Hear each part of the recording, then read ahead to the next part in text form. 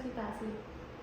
Yang pertama, lakukan thermal management, di mana saya akan menyalakan infant warmer, hangatkan handuk dan selimut sebelum bayi lahir, dan saya akan menyiapkan minimal 3 handuk. Dan saya akan menyiapkan alat untuk clear airway, breathing and circulation, dan drugsnya.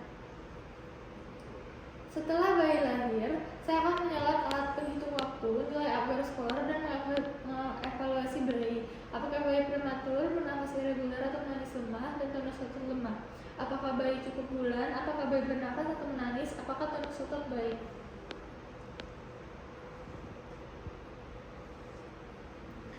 Baik, bayi bernafas atau menangis dan tonus ototnya baik. Dan jika semua jawaban iya, saya akan melakukan perawatan rutin. Bayi bisa dirawat bersama ibu dan melakukan inisiasi menyusui dini, dan harus tetap dijaga kehangatan dan nafasnya, dan tetap harus diobservasi pernafasan, denyut jantung, dan SpO2-nya. Bila bayi tidak bernafas atau menangis lemah, bernafas irregular, dan tonus lemah, lakukan langkah awal, yaitu hangatkan bayi. Jika bayi usia gestasi kurang dari 22 minggu atau bayi lahir kurang dari 1.500 gram, langsung dibungkus plastik tanpa dikeringkan terlebih dahulu kecuali wajah, kemudian dipasang topi.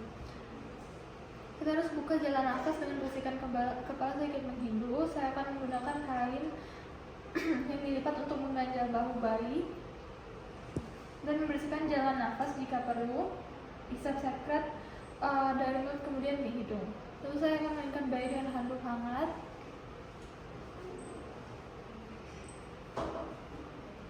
Setelah itu handuk yang basah diganti dengan kain atau selimut hangat yang kering dan stimulasi dengan rangsangan taktil.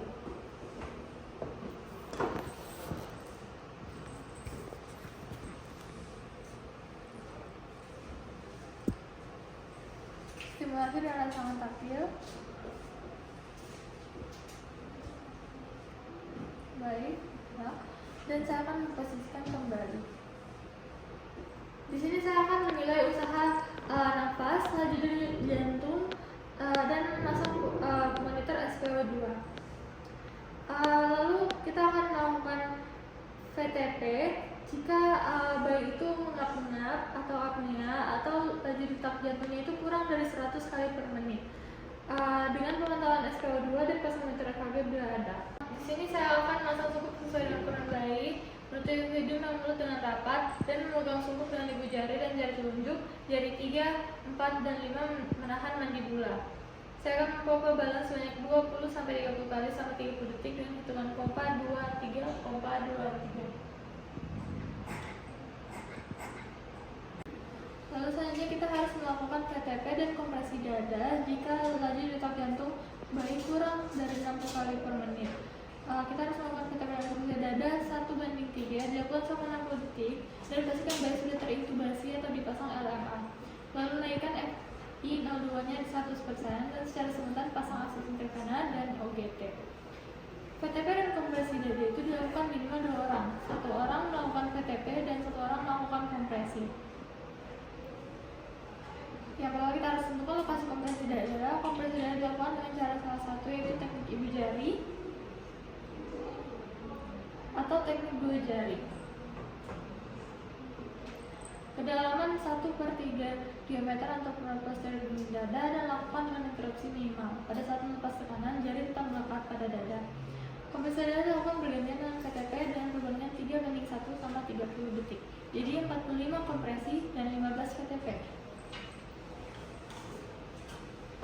VTP dilakukan oleh orang pertama 15 kali dan kompresi oleh orang kedua 45 kali. Jika laju detak jantung kurang dari 60 kali per menit, maka lanjutkan kompresi dada dan VTP. Kita juga harus memberikan adrenalin IV atau melalui ETT secara cepat dengan dosis 0,1 sampai 0,3 ml per kilogram. Adrenalin 1/10.000 dapat diulang setiap 3-5 menit. Pemberian NaCl 0,9% sesuai dengan indikasi, yaitu 10 ml per kilogram berat badan melalui vena militari selama 5-10 menit. Jika LDJ kurang dari 60 kali per menit, tetap kurang dari 60 kali per menit, pertimbangkan apakah terjadi pneumotorax. Jika saat menilai usaha nafas dan laju detak jantung nafas bayi spontan dan laju detak jantung lebih dari 100 kali per menit, kita harus evaluasi apakah terdapat retraksi, bayi merintih atau takipnea. Jika bayi merintih, mengalami retraksi atau takipnea, maka kita harus memasang CPAP TPAE 7 CM2 dengan FiO2 sesuai dengan target SpO2. Bayi dengan usia lebih dari 35 minggu, target FiO2-nya itu 21% dan kurang dari 30 minggu, targetnya 21-30%. Setelah terpasang CPAP, evaluasi kembali apakah bayi telah merintih dengan retraksi atau takipnea. Jika iya, maka masuk dalam kriteria gagal CPAP. Maka di sini kita harus memberikan VTP dan persiapkan untuk intubasi. Setelah terpasang CPAP, kita harus evaluasi kembali apakah bayi terlihat merintih dengan retraksi atau takipnea.